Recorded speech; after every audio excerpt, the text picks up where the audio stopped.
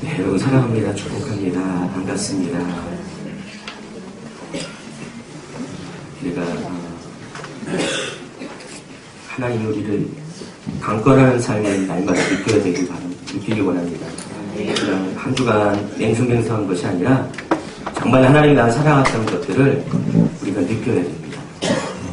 우리는 살아있는 생명체이기 때문에 여러분이 만약에 죽으면은 죽은 사람이라고 그는 못 느낍니다. 그러나 여러분 영이 살아있으면은 그것을 언제나 느낄 수 있습니다. 그럼 한 주간도 그렇게 되길 다시 한번 축원합니다. 하나님 말씀은 마태복음 말씀입니다. 마태복음 7장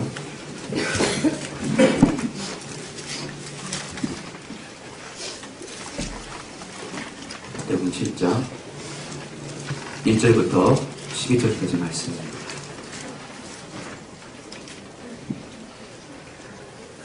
찾으셨으면 저랑 같이 합독합니다. 비판을 받지 아니하려거든 비판하지 말라. 너희가 비판하는 그 비판으로 너희가 비판을 받을 것이요 너희가 헤아리는 그 헤아림으로 너희가 헤아림을 받을 것이다. 어찌하여 형제의 눈 속에 있는 티는 보고 내 눈 속에 있는 들보는 깨닫지 못하느냐. 보라, 내 눈 속에 들보가 있는데 어찌하여 형제에게 말하기를 나로 내 눈 속에 있는 티를 빼게 하라 하겠느냐. 유식하는 자여 먼저 내 눈 속에서 들보를 빼어라.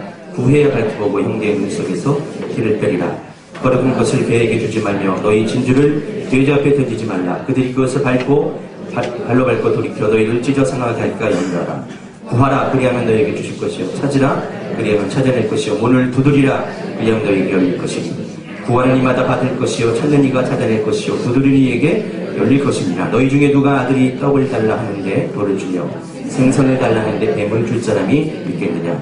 너희가 악한 자라도 좋은 것으로 자식에게 줄 줄 알거든 하물며 하늘에 계신 너희 아버지께서 구하는 자에게 좋은 것으로 주시지 않겠느냐. 그러므로 무엇이든지 남에게 대접을 받고자 하는 대로 너희도 남을 대접하라. 이것이 율법이요 선이다. 다시 한번 12절입니다. 그러므로 무엇이든지 남에게 대접을 받고자 하는 대로 너희도 남을 대접하라. 이것이 율법이요 선지자니라. 그럼 지난 3주간에 걸쳐서 제가 영적 성장을 위한 조언이라는 주제로 시리즈 설교를 했습니다. 자, 오늘 마지막 시간입니다. 한 가지 더 말씀을 전해드리겠습니다.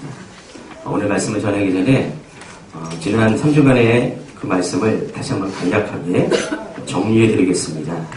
너무나 중요한 말씀이기 때문에 여러분 귀에 아주 못이 박히도록 들어야 될 것 같습니다. 여러분 제가 강조하고 또 강조한 것 기억하시죠? 영적 성장에서 가장 중요한 것 하나님과의 관계, 친밀 관계입니다. 여러분 하나님과 친밀한 관계가 없으면 절대로 여러분은 성장할 수가 없습니다. 자라날 수가 없습니다.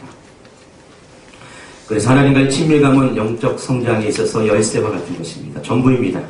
하나님과 친밀하지 않은 사람은 절대로 영적 성장을 기대할 수 없습니다. 요한복음 15장 4절 5절의 말씀처럼 만일 여러분이 예수님 안에 거하게 된다면 그것으로 족합니다. 여러분은 그 안에서 많은 열매를 맺을 수 있고 하나님과 친밀해질 수 있기 때문입니다.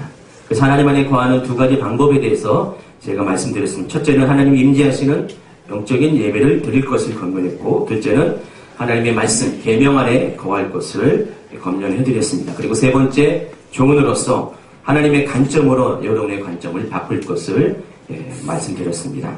자, 여기까지는 여러분이 영적 성장을 위해서 추구해야 될 것, 여러분의 삶에 구해야 될 것을 말씀드렸습니다. 그러나 영적 성장의 열매를 맺기 위해서는 이제는 여러분 안에 제거할 것들이 있다는 것들 지난 시간에 말씀드렸습니다. 첫 번째로 지난주에는 상처에 대해서 말씀을 드렸습니다. 상처에서 자유하지 않는 한 우리는 진정한 열매를 맺지 못하기 때문입니다. 여러분 상처라는 것은 여러분의 앞길을 막는 장애물입니다. 함정입니다. 그래서 여러분이 상처가 있는 한 하나님 앞에 나아가는 길에 목표점을 향하여 도달할 수가 없다는 것입니다. 그래서 여러분 정말 열매를 맺기를 원하신다면은 이제껏 여지껏 여러분이 해왔던 것, 하나님을 추구했던 것들이 어느 정도 다 됐는데 여러분의 삶에 열매가 없다면은 여러분은 한 가지 점검해야 될 것이 과연 내 안에 이것을 가로막는 상처가 있는지, 장애물이 있는지, 함정이 있는지, 암초가 있는지를 확인하셔야 됩니다. 만약에 이것이 발견되면 이것들을 제거해야 됩니다. 이것을 제거하지 않으면 여러분 절대로 영적으로 성숙한 열매를 맺지 못하기 때문입니다. 여러분 상처는 어디서 옵니까? 관계에서 옵니다. 깨어진 관계. 근본적으로는 하나님과 나와의 깨어진 관계, 사람과의 사람 사이에 깨어진 관계, 내 자신과의 자아 사이에 깨어진 관계들, 이런 등등의 관계가 우리에게 상처를 가져줍니다.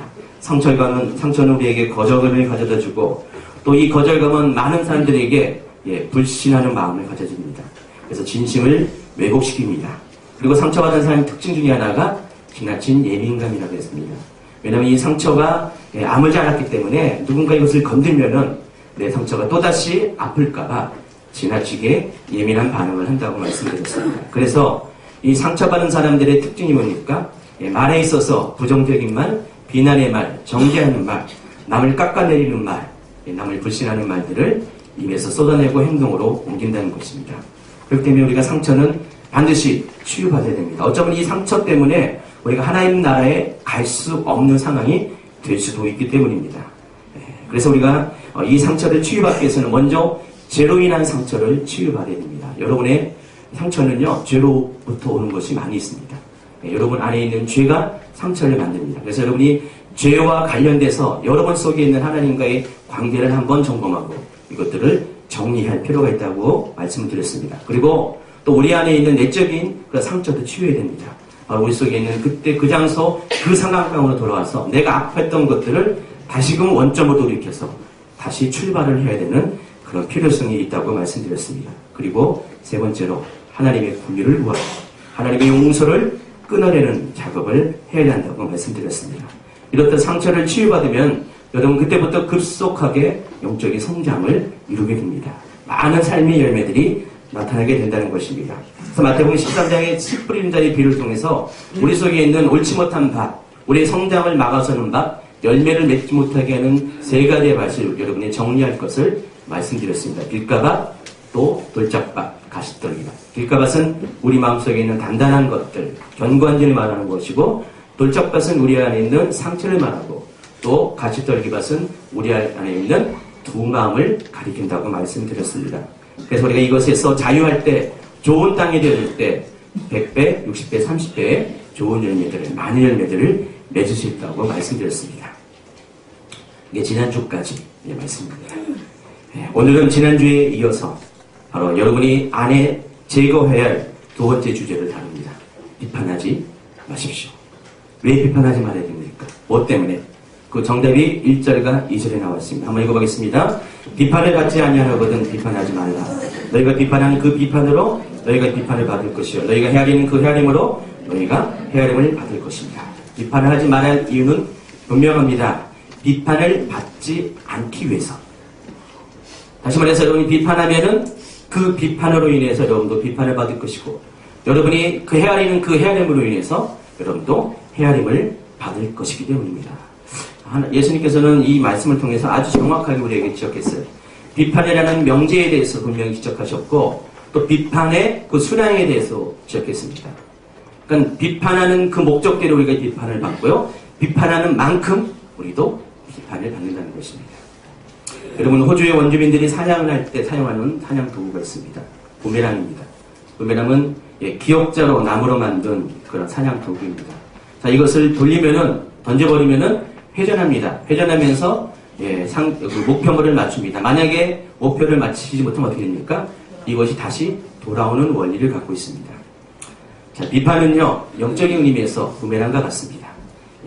원주민이 사용하는 이 부메랑은 사냥을 하는데 아주 요긴한 도구이지만은 비판이라는 부메랑은 아무짝에도 쓸모없는 것입니다. 오히려 모든 이에게 상처를 주는 것이기 때문입니다. 그래서 비판의 대상이 되는 사람에게도 비판하는 당사자에게도 모두에게 상처를 주는 악한 도구라는 것입니다. 그럼 개역기도에는요 오늘 읽어드린 비판하지 말라가 그렇게 비판하려는 단어로 나와 있는데 다른 번역을 보면은요 이 비판이라는 단어를 판단하지 말라 또는 어떤 데는 심판하지 말라라는 표현을 하고 있습니다.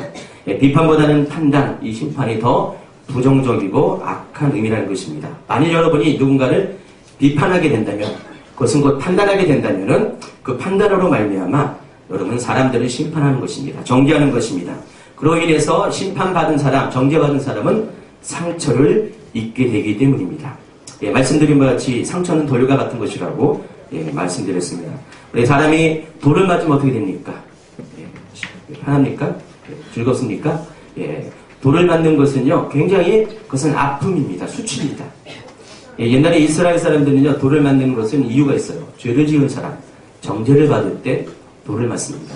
돌을 맞는 것 그 자체도 아프지만은 돌 맞는 현장에 있는 자신 속에 있는 부끄러움이 얼마나 많이 상처를 가져주는지 그것을 이루 말할 수가 없다는 것입니다. 차라리 그냥 예, 정죄를 당하든 심판을 당하든 한 번에 예, 그렇게 당하면 좋은데 이 돌을 맞는 이것은 굉장히 부끄러운 것이라는 것입니다. 여러분이 예, 남들에게 상처를 입힌다는 것은 그와 같습니다. 남들에게 수치를 주고 아픔을 주고 예, 결코 헤어날 수 없는 한을 품게 하는 것이 바로 상처를 주는 것입니다. 돌을 던지는 것입니다. 그런데 그것으로 끝나지 않습니다. 이 돌은 반드시 어느 때인지 때가 되면 자신에게 이 돌은 돌아오게 된다는 것입니다. 여러분 상처받은 사람, 돌 맞은 사람들이 어디 갑니까? 마음속에 돌만 막 쌓아둡니다. 계속해서 돌을 모아두고 있다가 때가 되면 이 돌을 던질 수밖에 없습니다. 예, 무작위하게. 그러나 예, 가장 정확한 목표는 자신에게 돌을 던진 사람들에게 반드시 이 돌을 던집니다. 그래서 그 사람이 나에게 돌을 던진 그 세게만큼 그 양만큼 정확하게 그를 돌을 던져주는 것이 바로 우리 인간 사이에 있는 삶의 그런 현장의 모습이라는 것입니다. 그래서 이 상처를 주는 것은 예, 서로가 상처를 주고 또 상처를 받고 그 사람이 다른 사람에게 또 상처를 주는 악순환의 예, 모습이 예, 상처 가운데 우리에게 예, 주는 폐단이라는 것입니다. 저도 여러분처럼 이제 카페를 자주 들어갑니다. 주인제 교회 카페도 들어가고 여러 가지 기독교 카페를 많이 종종 들어가는데 그래도 뭐 주인제 교회 카페는요 은혜가 있고요, 배려심이 있고요, 좀 사람들이 점잖은 분들이 많이 있습니다. 예, 어떤 카페에 들어가면 정말 예, 심하다 생각하는 카페들이 많이 있습니다. 마음을 불편하게 하고 인상을 찌푸리게 하는 그런 카페들이 있습니다. 많은 사람들이 이 카페를 통해서 어떤 중요한 이슈를 가지고 중요한 예민한 문제를 가지고 서로 질문을 하고 그것에 대해서 서로 논쟁하는 것들을 많이 봤습니다. 어떤 특정한 주제에 어떤 사람이 글을 올리면은요 당연히 찬성하는 사람도 있을 것이고 당연히 또 반대하는 사람이 있을 것입니다. 그런데 서로가 찬성과 반대를 인정해주면 그만인데 어떤 경우 어떤 분들은 자기에게 반대하는 그 사람에게 가만히 있지 않습니다. 반대에 대해 또 반대를 하고요. 그럼 그 사람 중에 어떤 사람은 또 더 심한 사람은 그 반대에 반대를 하고 계속해서 이 반대라는 이런 악순환이 계속해서 이어지면서 논쟁이 됩니다. 논쟁을 하다 보면은 심한 경우는요 서로 욕을 하고 저주하는 것도 종종 보게 됩니다. 제가 얼마 전에 그 WCC 관련돼서 자료를 넣고자 거기에 관련된 카페를 가입한 적이 있었어요. 작년에. 그래서 회원들도 굉장히 많은 카페였습니다. WCC 총회가 끝나고 이제 이슈가 끝났으니까 사람들이 잠잠해졌잖아요. 당연히 뭐 그 카페가 사람들이 거의 안 왔어요. 오랜만에 한번 카페에 들어가 봤습니다. 그랬는데 어느 분이 글을 남겼습니다. 어떤 글을 남겼냐면은 WCC를 반대하는 것에 대해서 사람들이 너무 원색적인 비난을 하니까 인격적이지 않는 말들을 하니까 그것에 대해서 지적을 했습니다. 지적을 하고 좀 반대 사람들 입장에 보면은 WCC를 약간 옹호하는 듯한 그런 뉘앙스의 글을 남겼습니다. 그런데 이 글이 남기자마자 갑자기 사람들이 벌떡처럼 댓글을 답니다. 막 비난의 댓글을 막 합니다. 한마디로 당신은 여기 올 사람이 아닌데 여기 와서 왜 그런 글을 다냐. WCC 찬성하면 나가라 하면서 막 욕을 하고 비난합니다. 뭐 어느 정도는 뭐 그럴 수 있다고 생각해요. WCC에서 마음에 좀 상처가 있는 분들 그럴 수가 있겠죠. 그런데 그 중에서 어느 분이 좀 심하게 좀 비난을 했나 봐요. 근데 그걸 가지고 이 사람이 마음에 상처가 됐는지 댓글을 답니다. 그러더니 서로 댓글을 달고 이젠 댓글 차원이 아니라 공식적으로 그 사람을 지적해가지고 글을 새로운 게시물을 올립니다. 그리고 그 사람이 뭐가 잘못됐다. 굉장히 그 두 사람이 보면요 논리가 정확하고요 굉장히 많이 공부를 한 사람 같아요. 그냥 장편에 그랬습니다. 이렇게 내가 당신 잘못했다. 그럼 이쪽에서도 또 똑같이 논리정연하게 이렇게 반박하고 또 반대의 이야기를 합니다. 이게 계속해서 논쟁이 가다 보니까 어느 순간에 어느 한쪽에서 그 상대편에 대해서 당신 혹시 무슨 일은 아니야 하면서 시비를 걸었습니다. 네, 안상홍 증인에 있잖아요. 안증의 회원 아니냐고 하면서. 그러니까 이 사람이 발끈했습니다. 발끈해가지고 댓글을 달았습니다. 당신은 어디 아니냐? 안식교를 지적합니다. 서로 안증이 아니냐 안식교 아니냐면 서로 막 싸움이 벌어졌습니다.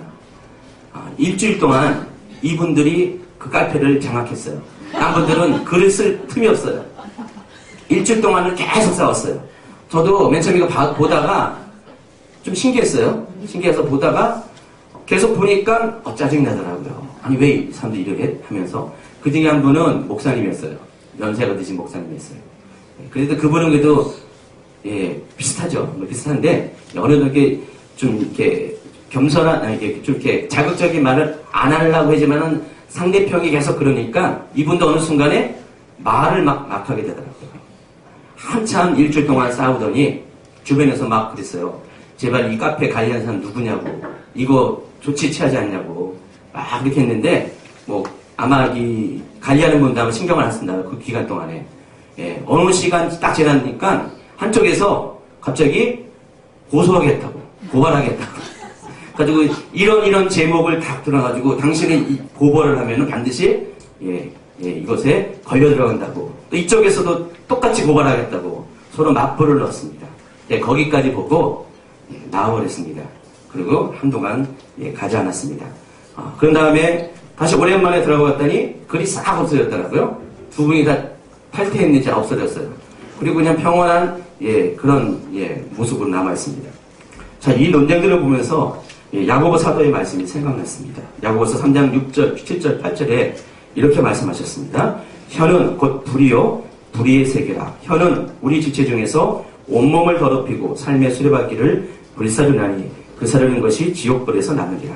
여러 종류의 짐승과 새며 벌레와 바다의 생물은 다 사람이 길들일 수 있고 길들여 왔거니와 혀는 능히 길들일 사람이 없나니 쉬지 않는 악이요 죽이는 독이 가득한 것이라. 옛날에 복음성가 중에서 작은 불꽃 하나가 큰 불을 일으키듯이 하면서 우리 사랑에 대해서 얘기했는데 이게 바로 이 혀가 작은 불이 돼가지고요 큰 불을 일으킵니다.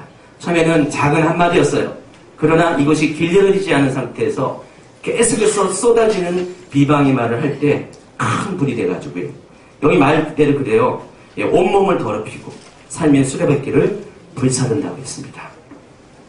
자, 이 사르는 것이 어디서 나온다고요? 지옥불에서 난다고 했습니다. 여러분, 우리의 그런 비난의 말, 우리가 생각 없이 내뱉는 이 혀는요, 정말 쉬지 않는 독이고, 쉬지 않는 악이고, 죽이는 독이 되는 경우가 많이 있다는 것입니다. 다른 카페의 경우도 정도의 차이가 있지, 대부분 비슷한 사정입니다. 제가 즐겨 찾는 카페들이 있어요. 저 자료 때문에 이제 찾는 카페들이 있는데, 거기 보면은요, 굉장히 논쟁이 심해요. 저는 맨 처음에 그것들을 보면서, 내가 기독교 카페가 맞나? 라는 그런 회의가 들었어요. 아니, 다 크리스천이라는데, 기독교인이라는데, 대부분, 물론 많은 분들은 그러지 않아요. 그런데 몇몇 사람들은요, 바깥에서 세상에서 일반적으로 하는 그런 서로 반박하고 정죄하는 그런 비슷한 모습들을 그 기독교 카페 안에서도 보여주고 있다는 것입니다. 그래서 서로를 향해서 돌을 던지고 서로를 향해서 상처를 만들어내고 있습니다. 자, 이게 바로 안타깝게도 교회 안에 있는 성도의 모습이라는 것입니다. 저는 이 인터넷에 올린 글을 보면서 이 세상이 점점 악해지고 있다는 것들을 많이 느낍니다. 예전과는 달리 점점 사람들의 말이 거칠어지고 있고요. 사람을 깎아내리고 상처를 주고 죽이는 말들을 많이 하고 있습니다. 어느 우리 교회에서 목사님하고 갈등을 빚게 되었습니다. 얼마 후 같은 교회의 성도들이 왠지 자신이 피한다는 느낌을 받았다고 해요. 저한테 상담한 내용입니다. 그리고 황당한 이해를 알게 됐습니다. 사람들이 자신을 신천지로 의심을 하고 있습니다. 발단은 목사님이 그렇게 지목을 한 거예요. 이분이 교회를 좀 오래 다녔는데도 불구하고 목사님하고 좀 뭔가 이렇게 갈등이 생길 때 목사님과 반대한다는 그것이 교회를 회방시키는 모습으로 비춰졌나 봐요. 그래서 이 사람이 신천지가 아닐까라고 해가지고 교회는 오래 다녔지만 신천지에 빠진 것이 아닐까 하면서 뒷조사를 하는 거예요. 주변의 사람들에게 뒷조사해가지고 이 집사가 어디 갔냐, 누구를 만났냐 이런 것들을 다 조사하다 보니까 그분들도 이분이 혹시 그러지 않을까 굉장히 친했던 사람들인데 그러면서 이상한 눈으로 바라보고 해가지고 그걸 어느 날 느낄 때 어떻습니까? 얼마나 상처가 되겠습니까? 뭐 다행히 목사님하고 다시 만나서 해명을 하고 오해를 풀었지만은 그럼에도 불구하고 상처는 계속 남아있고 마음을 아프게 합니다. 요즘은요 교회 안에서 문제가 되는 성도들은요 쉽게 매도하는 그런 방식이 있습니다. 저 사람 신천지다라고 한번 낙인 찍히면은 헤어날 수가 없습니다. 마치 주홍우 씨와 같습니다. 여기 계신 중에서도 어떤 분이 그런 경험을 당했다고 저한테 고백을 하신 남성셀을 아시죠? 남성셀 셀 모임 시간에 얘기했으니까 정말 우리 한국 사회는요 자기와 뜻이 맞지 않는다고 생각이 맞지 않는다는 것으로 인해서 이단으로 정죄하는 이들이 굉장히 많아지고 있습니다. 여러분 한국 사회처럼 세계 어느 나라보다 이단이 많은 나라는 흔치 않습니다. 증권 한국에 이단이 많습니다. 예전에 제가 신학교에서 유사종교라는 과목을 배웠는데 그때 당시만 해도 첨등 이단이 굉장히 많았었어. 사이비 이단이 많았는데 뭐 그렇게 연구하는 분들이 추론하는 것에 의하면은 약 한국에 400만 명 이상 기독교 계통의 사이비가 400만 명이 된다. 뭐 그런 얘기도 들은 것 같아요. 지금은 모르겠어요. 굉장히 한국에 이단이 많습니다. 또 한국 교회처럼 이단이 아님에도 불구하고 이단으로 몰아서 사람들을 매장시키는 데도 드문 것이 사실입니다. 여러분 생각과 뜻이 다른 것과 이단은 분명히 다른 것입니다. 이단이라는 것은 정의가 뭐냐면은 끝이 다르다는 것입니다. 거의 같지만은 끝이 다른 것. 그러니까 결과가 다른 것이 이단입니다. 여러분 성경에 말씀하고 있는 것들 하나님에 대해서 예수님에 대해서 성령님에 대해서 교회에 대해서 구원에 대해서 믿음에 대해서 종말에 대해서 중요한 핵심적인 내용들이 있습니다. 우리가 그것들을 신앙으로 고백하죠. 이 신앙을 고백하는 것이 같으면 우리는 같은 형제입니다. 근데 그 신앙 고백이 다르면 이단입니다. 여러분 사도신경이라고 알고 계시죠? 저희 교회는 이제 예배 순서상 맞지 않기 때문에 사도신경을 안 하고 있습니다. 실은 사도신경 저희 교회 안 하니까 저희 교회를 이단 아니냐고 이렇게 생각하는 사람도 있었어요, 실제로요. 사도신경 안 한다고. 이상한 교회다. 사도신경이 원래 생기게 된 내력이 있습니다. 사도신경은 이단과의 싸움 가운데 생겨난 것이에요. 여러분, 이단을 초대 교회에서는요, 아직 신학이 교리가 완성되지 않을 때예요. 아직 성경도 많이 보편화되지 않을 때였습니다. 그러다 보니까 다 구전으로 그런 성경적인 교리들이 다 전해지는 때였습니다. 특별히 신약의 사도들이 전한 복음은 거의 더 그랬죠. 그러다 보니까 하나님이 누구인지 예수님이 누구인지 이런 관계들이 아직 불분명하게 확정되지 않은 시대에 많은 사람들이 자기의 이야기들을 많이 하잖아요. 자기가 생각하고 경험했던 것들을 그것을 얘기합니다. 그러다 보니까 혼란이 많이 오고 있습니다. 그러다 보니까 이단들이 많이 생겨났어요. 가령 뭐 예수님의 인성을 부인하는 사람들이 생기고요. 신성도 부인하는 사람. 예수님이 실제로 오신 게 아니라 가현설이라고 해서 가짜로 오셨다라는 것도 막 주장하는 여러 가지 많은 이단이 생겨났습니다. 그러다 보니까 거기에 맞서서 우리들만이 정확하게 말할 수 있는 고백이 신앙 고백이 필요합니다. 그래서 하나하나 그런 고백들을 하다 보니까 그게 누적돼가지고 사도신경과 같은 여러 가지 그런 고백들이 탄생했습니다. 우리는 뭐 사도신경만 알고 있지만은 다른 고백들도 많이 있습니다. 그래서 그런 고백들을 통해서 이단과의 싸움 가운데 탄생한 것이 사도신경과 같은 그런 고백들입니다. 그래서 우리가 이걸 통해서 그런 동일한 고백을 하는 사람들은 우리의 형제예요. 우리가 생각과 같은 색깔이에요. 근데 그것은 그 울타리 안에 있음에도 불구하고 여러 가지 신앙의 색깔들과 또 성경을 해석하는 것과 적용하는 것이 조금씩 입장에 따라 다를 수밖에 없잖아요. 그것을 가지고 함부로 이단이라 말하는 경우들이 많이 있다는 것입니다. 그래서 사람들은 너무 쉽게 이단이라는 단어를 많이 입에 올리곤 합니다. 요즘에는요, 이단의 기준 중에는요, 예전처럼 신학적인 기준에 의해서 이단을 판정하는 것만이 아니라 목회적인 기준에 의해서 목회적 이단이라는 말도 있습니다. 목회적 이단이 뭡니까? 목회적인 그런 어떤 기준에 맞지 않는 게 이단이라는 것입니다. 근데 이런 목회적인 기준에 맞지 않는 이단들은 대부분 개인의 정치적인 입장에 따라서 이렇게 정죄되는 경우가 많이 있습니다. 요즘 한국에서 많은 뜨는 교회들이 있습니다. 뜨는 목회자가 있습니다. 그런데 거의 대부분은요, 번번이 이단 시비에 걸려요. 그럴 수밖에 없는 게 그동안 우리와 같은 색깔의 것을 추구하지 않았기 때문에 모든 교회들이 공통적으로 했던 것들과 독특한 새로운 주장을 많이 하기 때문에 그렇다고 그것이 성경을 벗어난 것도 아닙니다. 그동안 우리가 잊고 있었던 것, 소홀히 했던 것들을 다시 회복시키는 그런 의미에서 많은 이야기를 합니다. 어김없이 이단으로 정죄되는 경우도 있지만은 논쟁의 거리가 된 것이 많이 있습니다. 그래서 서울에 있는 모 교회는요, 이단이 아님에도 불구하고 너무나 많은 이단의 정죄를 받고 그런 공격을 당해가지고요. 제가 그 목사님 보면은 한이 많으신 것 같아요. 얼마나 한이 많으신지. 너무나 이단이 아님에도 불구하고 이단 시비를 받으니까. 그래서 처음에는 안 그러셨겠죠. 지금은요, 그 이단이라는 그 정죄에 맞서기 위해서 얼마나 그 목사님도 똑같은 기준을 가지고 반박하는 말을 하다 보니까 똑같이 그분도 비판자가 되어버렸어요. 비판이 비판을 만들어버린 거예요. 원래는 안 그랬겠죠.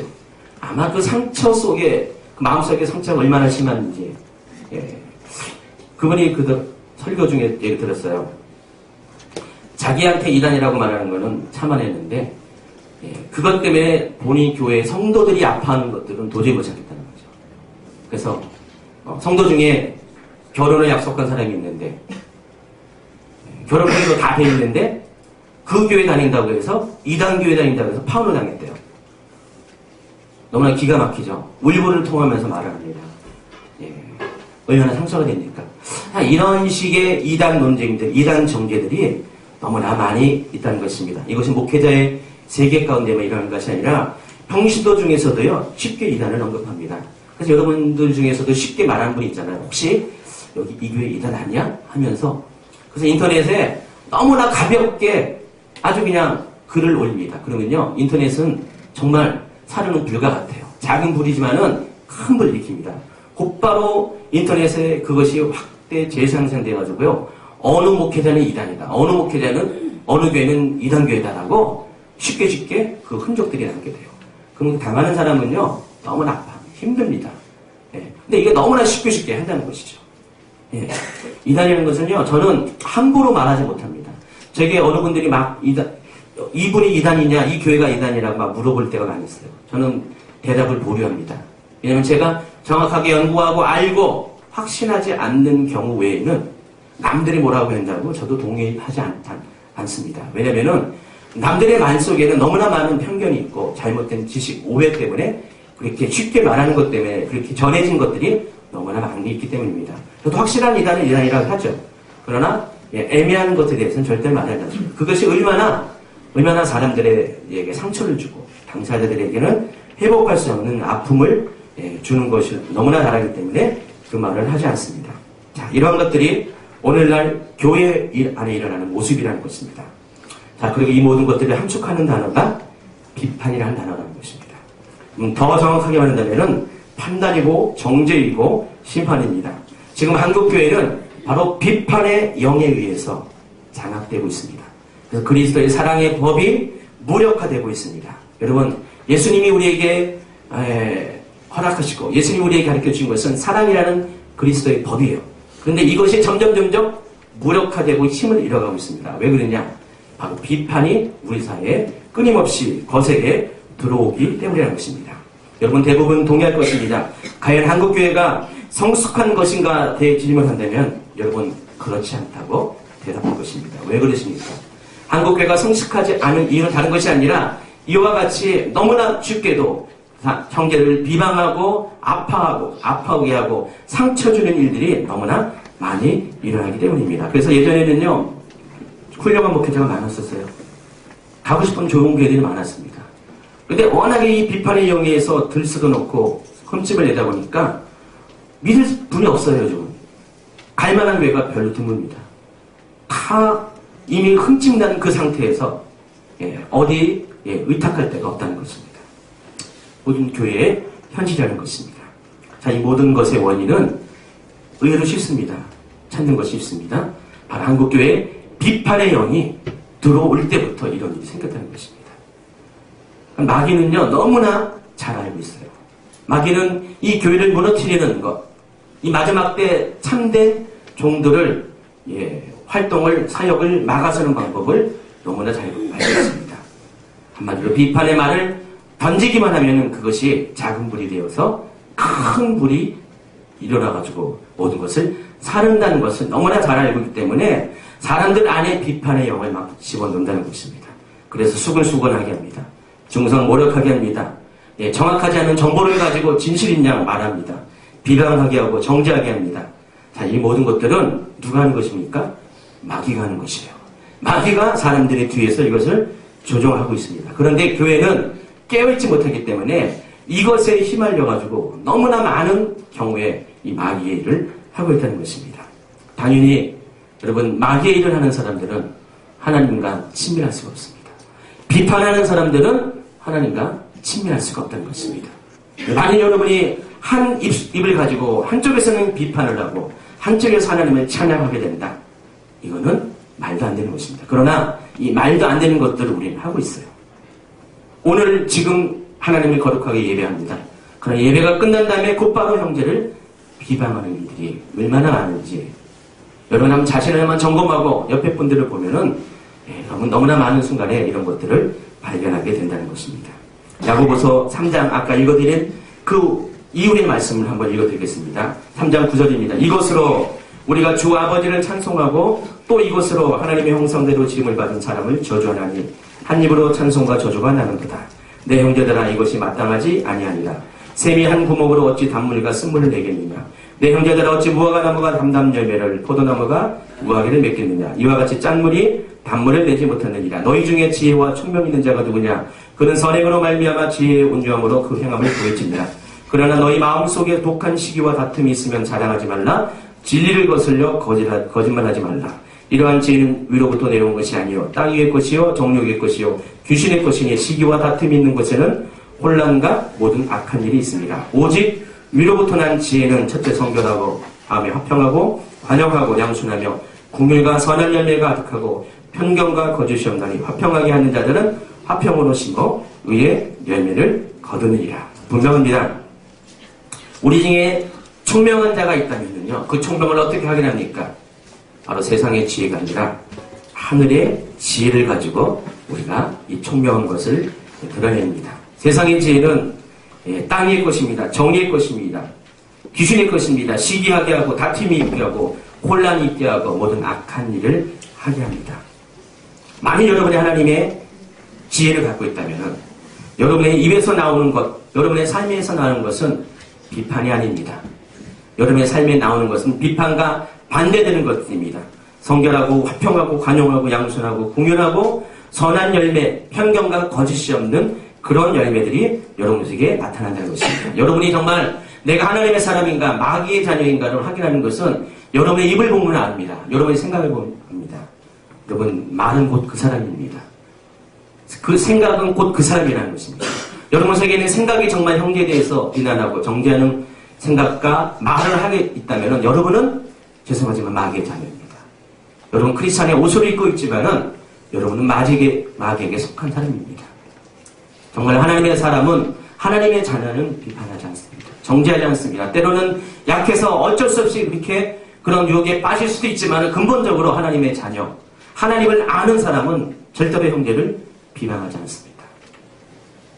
많은 분들이 하나님을 안다고 하면서 이렇게 무차별적으로 끊임없이 형제들을 비방하는 사람들, 정말 그 사람 속에 하나님이 아는 지식이 있는지, 아마도 하나님과 친밀하다면은 절대로 그렇게 행할 수가 없을 것입니다. 어째 한 입으로 하나님의 영을 내 안에 모신 사람이 어떻게 이 안에 있는 하나님의 영을 무시하고 하나님이 원하지 않는 비방하는 말을 할 수가 있다는 것입니까? 정말 우리가 남을 비판하는 것, 내가 마귀의 자녀임을 드러내는 행동이라는 것입니다. 비판은 뭐라고 했습니까? 영이라고 했습니다. 영은 육과 혼에 정복하는 것이다.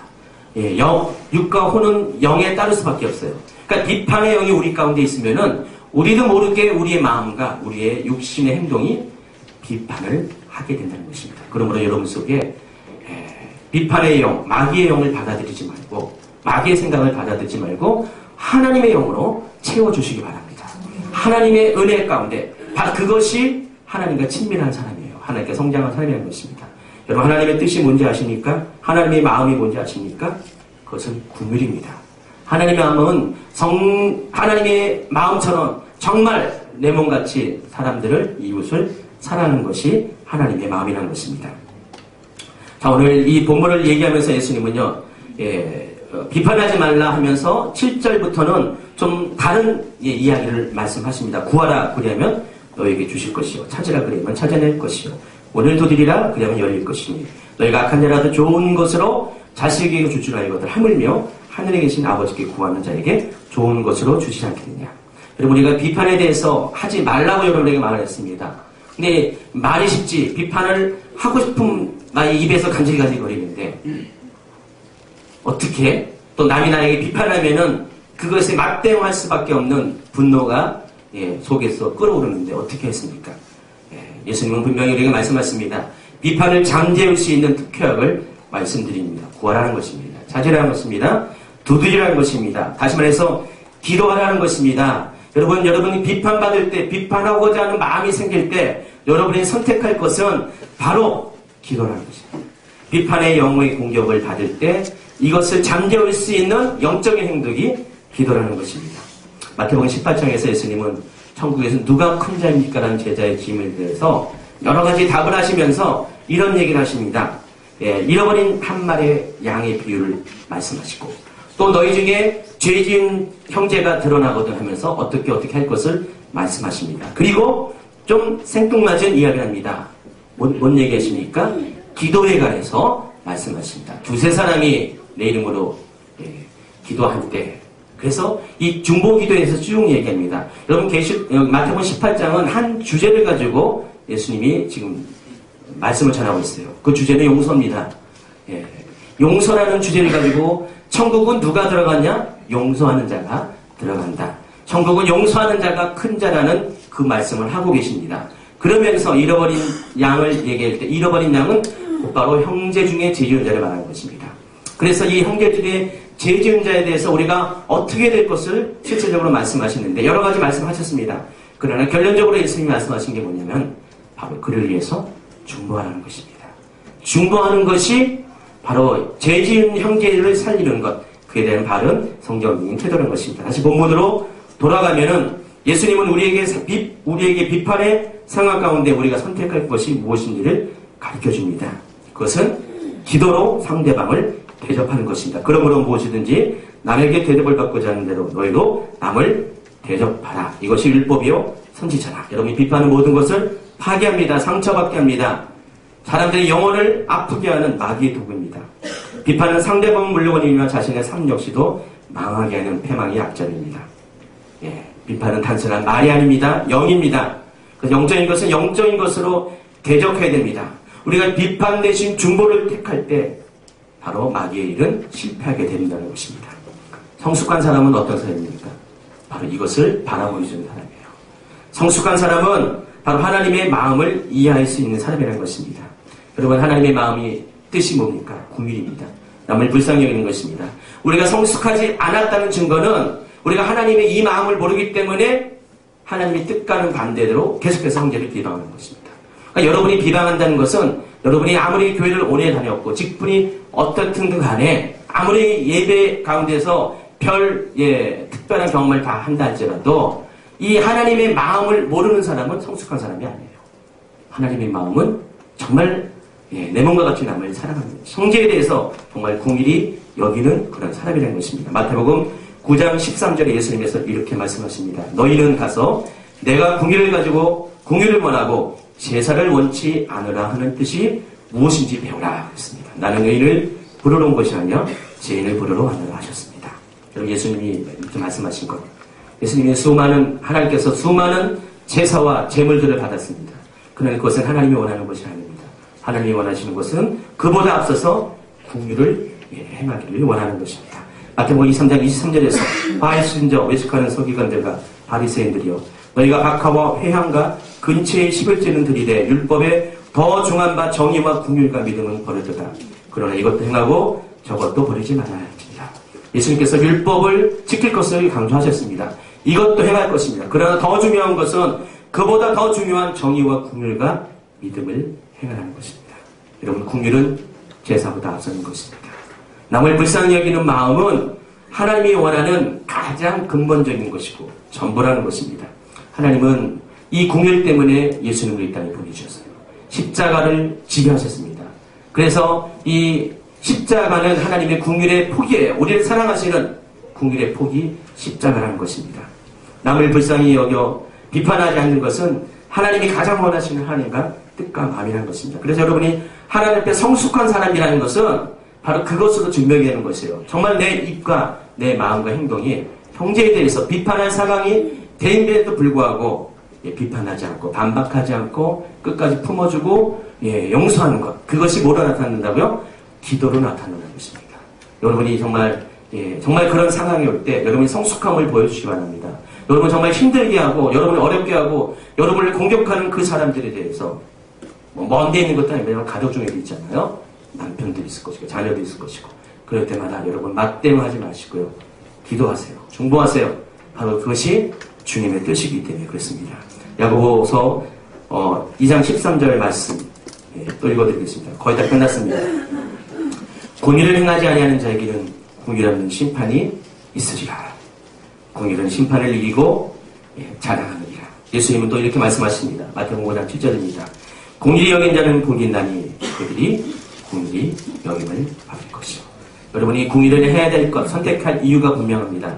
우리가 공의를 선택해야지만 비판의 영에서 우리가 자유로울 수 있고 우리가 공의를 선택하는 그것은 곧바로 우리가 영적으로 성장할 수 있는 마지막 단계의 그 관문을 통과하는 것이고 또 더 중요한 것은 우리가 공의를 행하지 않으면 하나님도 우리를 공의를 여기지 아니하신다는 것입니다. 공의를 여기지 않는 자에게 하나님은 공의를 없는 심판을 우리에게 행하시기 때문입니다. 우리 정말로 비판을 많이 해보십시오. 계속해서 정죄하십시오. 그렇게 살다가 그 율법의 잣대를 가지고 계속 살다가 하나님 앞에 가보십시오. 하나님은 정말 여러분을 긍휼로 대하지 않을 것입니다. 왜냐하면 하나님의 뜻을 행하지 않았기 때문에 그렇습니다. 마태복음 7장 21절에 말씀하셨습니다. 입으로만 주여 주여 하는 사람이 하나님 나라에 들어가는 것이 아니라겠습니다. 내 아버지의 뜻대로 행하는 자라야 하나님 나라에 들어가는 자가 있습니다. 여러분 아버지의 뜻이 뭐라고요? 긍휼을 행하는 것, 남을 불쌍히 여기는 것, 그 긍휼을 가지고 용서하고 그 긍휼을 가지고 비판하지 않는 것, 이 아버지의 뜻이라는 것입니다. 그러므로 여러분 성숙한 사람이라면 성장한 사람이라면 이제는 여러분의 삶의 열매를 뭘로 나타냅니까? 바로 내가 아버지의 뜻을 알고 있기 때문에 아버지의 뜻대로 아버지가 원하는 그 삶, 바로 형제를 긍휼히 여기는 것, 불쌍히 여기는 것, 비판하지 않고 반박하지 않고 정죄하지 않고 손가락질 않고 상처 주지 않는 바로 그렇게 살아갈 때 여러분 정말 성장한 자라 일컬음을 받고 바로 그런 사람이 천국에서 큰 사람이라고 칭찬을 받는다는 것입니다. 자, 이것이 뭐라고요? 율법과 선지자라고 했습니다. 율법에서 말하는 것, 선지자들이 말한 모든 가르침의 핵심이라는 것입니다. 남을 대접하는 것, 기도로, 그리고 이 기도로 대접하는 것은 결국은 남에 대한 긍휼, 아버지의 뜻대로 행하는 그것이 원인이 돼서 이렇게 한다는 것을 여러분 깨닫기 바랍니다. 이 시간에 여러분 기도합니다.